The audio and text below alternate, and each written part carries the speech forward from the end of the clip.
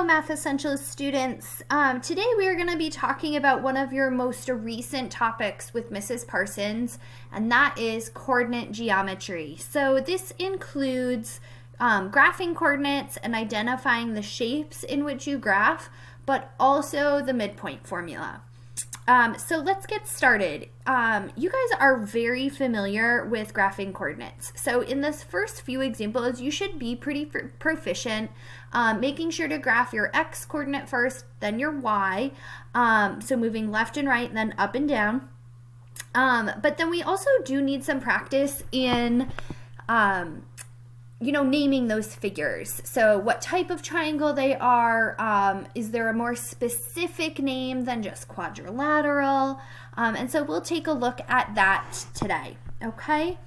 So let me get my marker tool. And so in this first example, we have 3 points to graph, and it says graph the polygon with the given vertices, and then give the most specific name. So your steps to do this is over on the left. We're going to start by graphing the vertices. So A is at -1, 2. B is at -1, -2. And then C is at 3, -2. And so we can see that this does form a triangle. I'll do my best to connect those with straight lines, okay? And now if it's a triangle, we want to classify it by its angles and then classify it by its sides. So when we look at this triangle, I see there's one right angle, so I know it's a right triangle. And then if we take a look at the sides here, I know this side is 4 units and this side is also 4 units, making it isosceles, okay? And so we have a right, I am not going to be able to write this out. We'll go ahead and type it.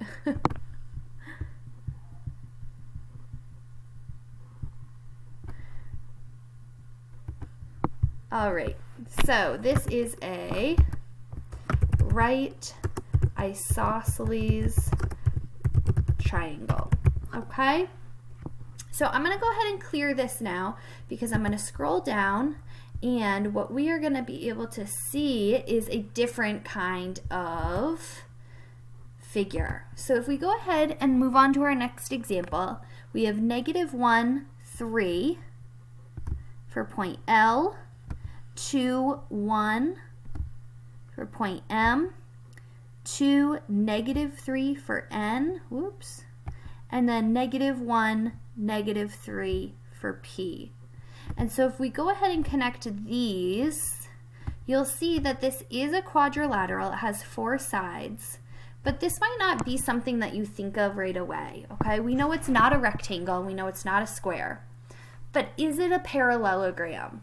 Okay, and the answer there is no. Parallelograms are like rectangles, but sometimes we see them being a little pushed over, like a rectangle that's kind of sideways, okay? And we can tell that these two, the top and the bottom sides of this figure, are not parallel. So this is not a parallelogram. Instead, when you identify that 2 sides are parallel, okay, instead of all 4, this is called a trapezoid. And so you want to make sure that when you're naming these figures, you're giving the most specific name, not just quadrilateral, but more specifically trapezoid, okay? So let's go ahead and clear this, and we'll keep on scrolling down the screen, and we can use this same skill of knowing the shape and graphing the coordinates to find missing parts. So in this next example, it says triangle ABC has a right angle at B. So right here, I need to have a right angle. To form that, I can either go down or I can go up. Since the down isn't in my view, I'm going to go up for this instance, but on your practice worksheet, you might be able to choose. All right, now to find where A should go, I know that the distance from A to B is 4 units. So if we just count from B up 4 units, we are going to find where A should be. And your answer should be the coordinates of A. So I should be writing A, and then in parentheses, we would have the coordinate 2, 5. All right, let's take a look at our next example. This quadrilateral LMNP is a parallelogram, which means opposite sides are parallel. Remember, that's that rectangle that got pushed over. And we need to find the coordinates of M. Well, if opposite sides are parallel, that means they have the same slope. So if you take a look here, from P to L, I go up 3, right 1. And I'm going to do the same thing from N. If I go up 3, right 1, I have found where point M should be. So the coordinates now for point M, because I can't just leave it with the graph, is M is at 4, 1. All right, so you'll be practicing that today on your practice worksheet. Let's get into the good stuff, the midpoint formula. All right, so scrolling on down to the back side of your notes sheet, okay, we are going to be talking about the midpoint. So you can mark here, the midpoint of a segment is the point that divides the segment into two congruent segments, okay? Now the formula for this is much easier than the distance formula. Basically, you're finding the average of the x and the average of the y coordinates. So you'll see over here in this formula, add your x's, divide by 2. Add your y's, divide by 2, okay? It's as easy as that. So in our example, when we want to find the find the midpoint from A to B, I first need to know what these coordinates are, all right? So A has coordinates of -3, 1. And B has coordinates, so sorry for my sloppy handwriting, of 4, 3. Okay? So now our midpoint, we're going to add our x coordinates.